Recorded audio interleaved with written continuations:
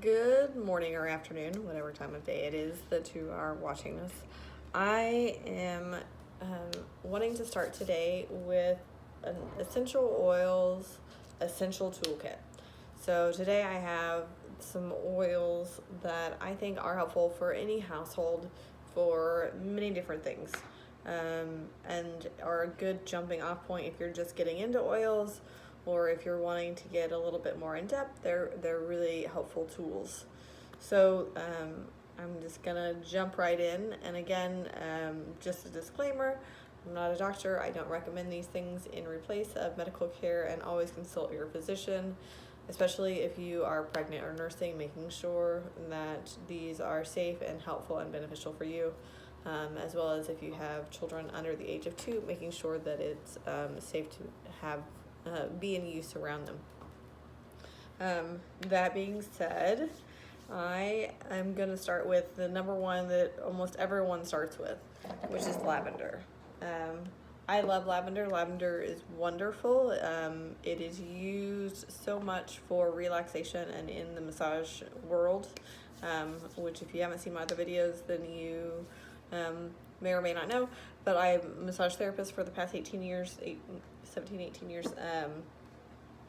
And so lavender's been the go-to for everything. Everyone, like anytime you would try a new cream or lotion or oil, someone's always got lavender in it. It's great. It's wonderful. And so I have the Now brand here with me. Today, I don't have the Young Living one or the other brands that I use. Lavender is wonderful. There are actually some pretty amazing lavender farms here in Kansas. I think we've got one outside of Lawrence and one outside of Salina, I believe is the other one. Both are really great and wonderful, and if you ever get the chance to go to a lavender farm and learn how lavender is made, it is an amazing process, and those people are very wonderful and very kind. Lavender is something that it's helpful for sleep and people who are going through things like insomnia or needing to help settle their system. It's helpful for bug bites. It's helpful for different anxiety issues, depending on the person. Some enjoy lavender, and some would enjoy chamomile a little bit more. I've included chamomile in my toolkit as well, just because I think that both of those are important to kind of hit. Lavender can be good for something, or chamomile might be a little bit better. I like lavender. It's really good. It reminds me of hops a little bit in that, like, it's it really does have that relaxant in a sleepy sort of way. Helpful tool. To where chamomile is a relaxant, but it's not as it doesn't make you like drowsy, I guess. Like lavender can be so relaxing that you're just like, okay, I'm done. To where chamomile is more of like, oh, my nervous tension is gone, but I still have a little bit of energy and I still feel like I'm mobile. And so I really recommend chamomile too for that. Chamomile is also good for bug bites, mosquito bites, things like that. Lavender's probably more so for like if you were to have like spider bites and mosquito bites or stings and things like that. Chamomile is good for like your mosquito bites. As far as like chamomile like helps with the itch, to where like lavender is helpful for drawing out. It has a drawing out effect on it. The next one that I recommend is peppermint. Peppermint is amazing. It is like it's a bug repellent. It's also helpful for inflammation in the body. It's helpful for joint pain, muscle pain. When it's applied topically, usually you have to put it with a carrier of some kind. So if you apply it topically, either directly or with a carrier, when you apply that, if you were to add a warm towel, wet towel then to that, then usually it activates it, and it acts similarly to icy hot. And so it has warming and cooling properties that last about 10 to 15 minutes. Very beneficial for those aches and pains, to help kind of get through the day sometimes. And I love using it when I'm working in the yard, because then I'm not getting eaten alive by mosquitoes. And so it's really beneficial for that as well. Be sure to watch. You don't want to get it close to your eyes or your mouth. It can be very, like, those sensitive areas on your body can be, it can be very harsh. But it is very helpful for those things. For your allergy and cold season, I always recommend eucalyptus. Eucalyptus is one of those that it's not as harsh on the lungs for you, or if you have little ones. It's like your tea trees and your rosemaries. They're wonderful too for that season, but they are not as recommended for the developing alveoli in the lungs. It can be a little bit harsher on those developing lungs. It's where eucalyptus can be a little bit softer. But that one is really good for your cold and flu season.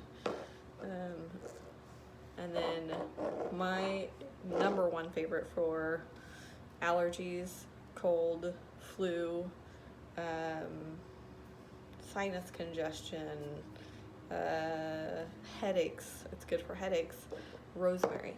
It's also good as a cleaning agent. You can make a spray with vinegar or just plain water and lemon and rosemary. And it's rosemary is antifungal, antiviral, it's an antispasmodic, immune booster. It's one of those top. When it's like for cold and flu season, I usually have that in a diffuser. I also usually have it in a roller with oils in case I get congested. I also like to use it for, like, whenever I'm doing massages on someone who has been experiencing a lot. So some of your eucalyptus or rosemary, they can be either an expectorant, so it helps to bring the mucus out of the lungs, or it'll dry you out. Tea tree, I believe, is the one that it dries you out a little bit, to where your eucalyptus and your rosemary are more of an expectorant, so it helps to get the stuff out. Lemon is also great for that. And again, these are never for ingesting, but they're helpful for even just having in a diffuser in the room, or in a spray, or in a roller that you can apply, to your lung, to your chest or your neck or your head. Very helpful for those. Lemon is the next one. Lemon is good, like I said, either with a rosemary. It's also good with your chamomile, and as just like a relaxant. Your chamomile is good with citrus. It's a good blend so that it helps to mellow it out and create more balance within the scent. So with aromatherapy, you're trying to hit different notes. So like in music, it's like when it's a single note, it's just a single note that's being hit. When you have multiple notes, it's a full effect. And so you can get more of a rounded scent, which creates more of a rounded experience in what's happening in the scent. So your lemon is great with your chamomile or with rosemary. It's good as a cleaning agent. It's good as an expectorant. It helps to clean, and it has cleaning and clearing effects on the system as well as in your environment. Bergamot is probably one of my favorite for anxiety, for depression. So this is bergamot. It's like a lemon lime scent. That one, again, I love that one with chamomile or lavender. So if you are experiencing heavy anxiety or stress, tension, headaches, that with your lavender or chamomile or rosemary, those are great blends for those sorts of situations. So if you are anxious, it helps with that anxiety. It helps to balance in the brain a little bit more, so like you're stuck in this kind of like thought pattern or feeling of negativity. It kind of helps to break that a little bit. And I have found that very beneficial in multiple situations, not only with my clients, but also at home. And then it's just a very positive and uplifting. And then the next one that I'll move on to is grapefruit.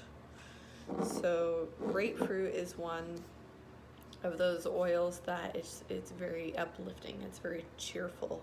It helps to induce a more excited sort of sense of self. It releases those neurotransmitters in the brain that allows you to bring in a little bit more serotonin, and release your what am I trying to say here? It's a great equalizer. It's in understanding grapefruit, it helps to balance all the systems in the body. So it's helpful for balancing digestion. It's helpful for balancing nervous system. It's helpful for balancing it's like all the different, your emotional centers, your physical centers. It creates a balancing effect, and when your body is balanced, it's a lot easier to be in a more positive state of being, and it's also very energizing. So that's one that's like really great. So if you're wanting to kind of release your stress but also have a little bit more energy, I love to mix that with chamomile and grapefruit together, or chamomile and bergamot and grapefruit. Those three are really beneficial as far as just getting through the stress or the anxiety or the nervous tension, and then bringing in a little bit more, I call it like a ray of sunshine to kind of brighten things up a little bit. And then the last one I'm going to recommend today is frankincense. Frankincense is one of those that's an energetic, a lot of people like sage. You sage your house to kind of clear out the negative spirits or the negative energy, and it uplifts and it moves things. I like sage just fine, it's great, but I think frankincense is more one of those that is beneficial for what in the energetic world, it raises the vibration. So if you are raising the vibration of a space, then a lot of that other stuff can't hang out because it's no longer a match. And from a physical standpoint, frankincense is one of those that it's great for your skin. It's helpful for like fine lines and wrinkles and blemishes on the skin. It's great for headaches. I like to use that sometimes. It's an immune booster. It helps with inflammation. I'm trying to think of what else. There's like so many different things that's good for. And I liked it. For me, I probably diffuse frankincense more than a lot, just because it's an air purifier, and because of the energetic points of it is that it is clearing the space on an energetic as well as a physical level. So it works on both of those things, which a lot of things that do tend to clean the air also tend to clean the space too, from an energetic standpoint as well as a physical standpoint. And so that's my little toolkit that I recommend. Like, there's so many different beneficials within those that can be used for health and wellness and inflammation and irritation, headaches, stress, anxiety, insomnia. Can be helpful for your pets, for cleaning supplies. The list goes on and on and on.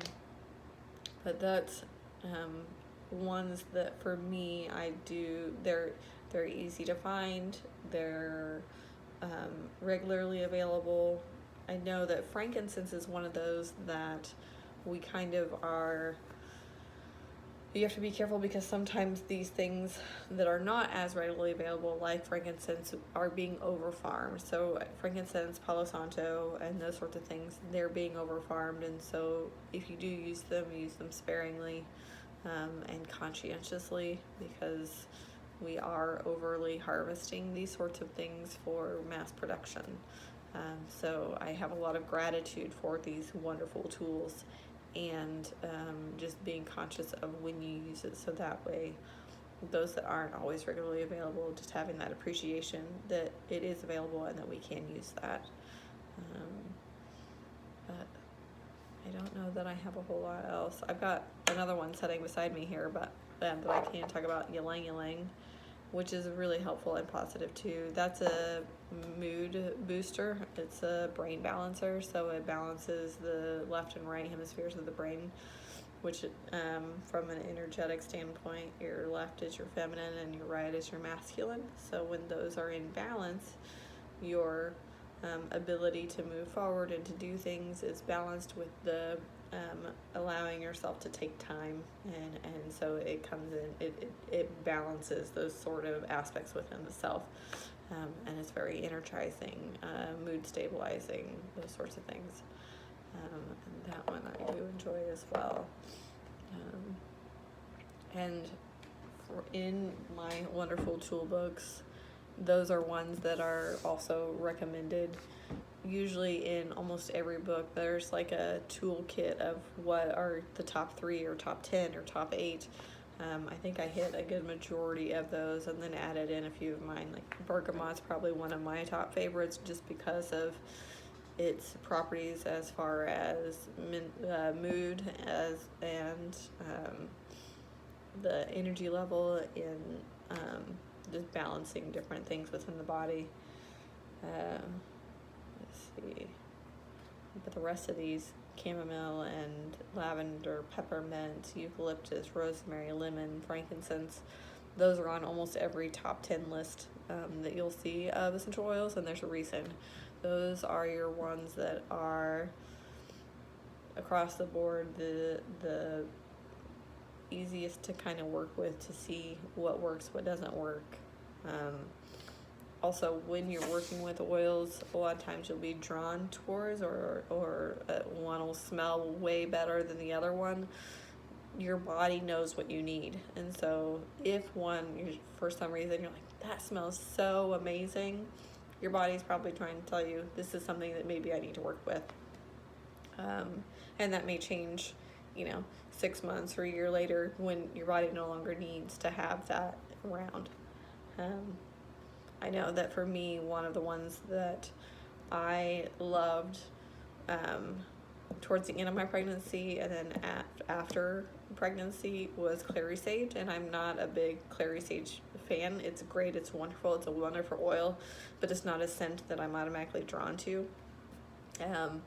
But for that short time period, I loved that smell, and and because of what its properties are, is it's a hormone balancer. So when you're going through those big fluctuations in your hormones, like giving birth and having a child, those sorts of oils are really beneficial to help stabilize, mood stabilize, and hormone stabilize, and they're really great and helpful tools there.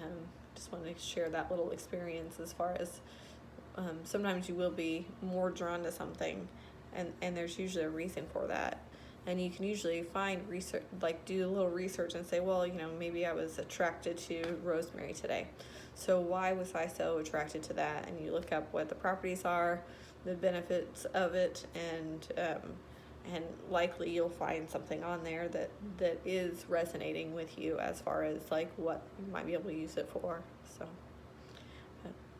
hopefully this was a helpful video for you today, and you get to enjoy a little sunshine or whatever the weather might be doing for you, and have a beautiful, happy, healthy, healing day. Thank you.